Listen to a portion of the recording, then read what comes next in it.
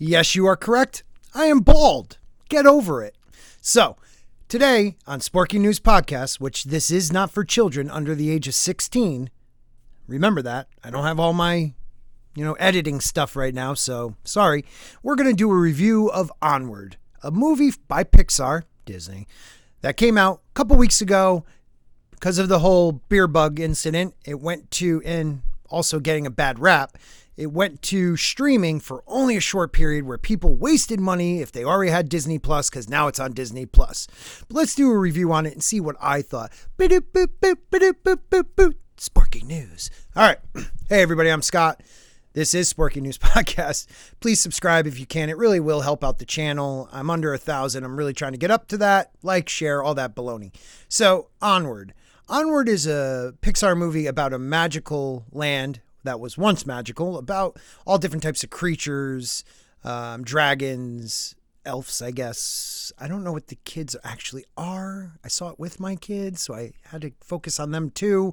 But I did watch it well enough to do a review.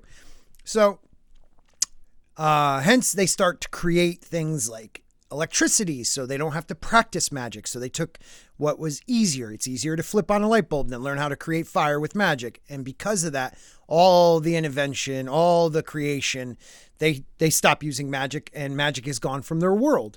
So we jump to the present, and we have a young man who seems to have fear of trying to make friends. He has,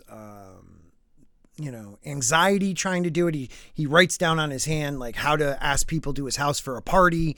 It doesn't go well. So you have the one brother who is scared of his own shadow pretty much, and what people think of him, played by Tom Holland. And then you get in an awesome van, like retro 70s van, the other brother who is Chris Pratt comes, and this brother is just imagination. He loves playing like magic cards and D&D type games in their world. And we're going on a quest. Well, it is the younger brother's birthday, so they go home, and the mother, who's a great character in this, strong female lead without shoving it in your face. I like that. So their father died before the youngest brother was born. So he never had a chance to meet his father. Well, lo and behold, the dad left him a gift for his 16th birthday. And the mother gives him the gift, and it's actually a spell to bring him back for 24 hours or one day to the next day's sunrise. And once that sun rises or sets or rises, one of the two, you got to watch it. He's gone forever. So the older brother, being the magic fan, tries to do it over and over and over again. He can't do it. Well, the younger brother, he so misses never meeting his dad. He has a recording of his voice, and he's listened to it so many times that when the father says something, he knows where he's going to pause, and he can have a conversation with him, ask some questions, knowing what the answer is going to be. It's really kind of sad. And from a guy who lost his dad at a younger age, but not that young, it got me a little choked up. So the younger brother starts to repeat the incantation, and lo and behold, he does have the ability for magic. So he starts to do it, and it's really hard to do, and he's trying to hold on, and you can see the dad starting to form from the feet up, and the other brother tries to help him while he screws it up, and lo and behold, the dad's only half a body, and it's cute how the dad figures out from the older brother tapping his foot, like dun dun dun dun dun dun, that he is there. And then he goes and feels the other brother's foot and presses on it, like only way he can hug or tell him he's there and he loves him and he knows he's there. So now these guys need to get this crystal. It's a dragon crystal of some sort. So they go on an adventure, and the adventures, it's fun. It's adorable. Is it the best Pixar movie? I don't think so. But it's a fun movie, and it doesn't have, I remember when it first came out, there was like, oh, it's LGBT unicorns and this and that.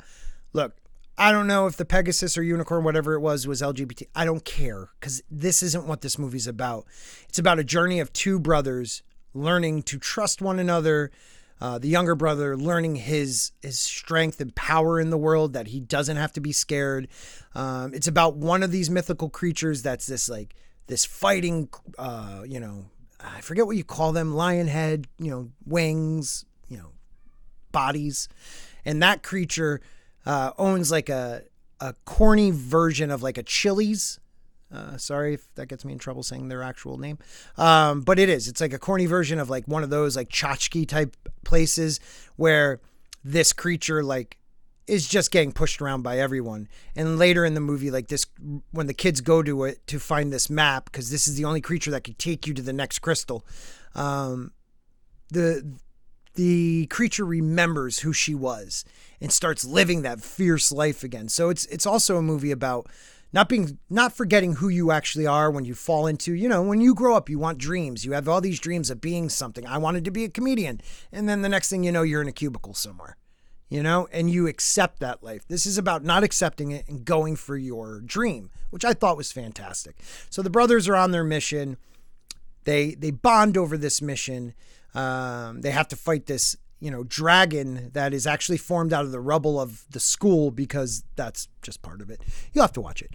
And, I'm not going to kill the ending, but the story isn't about getting the father back. The story is about these two brothers realizing that, the younger brother realizing that he's always had a dad figure in his older brother, no matter if he was perfect or not. And the younger brother finding his voice, and the older brother accepting that responsibility. And also the mother kicking ass through the whole thing. So I really think you should give it a chance. It is a cute movie. It's funny. There are some really funny parts. It's fantasy, and that's what we like, right? So I would say I recommend Onward. Give it a chance. Thank you to everyone again subscribing. Thank you for helping out my channel. We're going to get to that 1,000 mark, hopefully before summer. Hopefully before all this ends. I got to get back to teaching my little ones. So remember, if they called you names, they've already lost the war. Have a great day, everybody.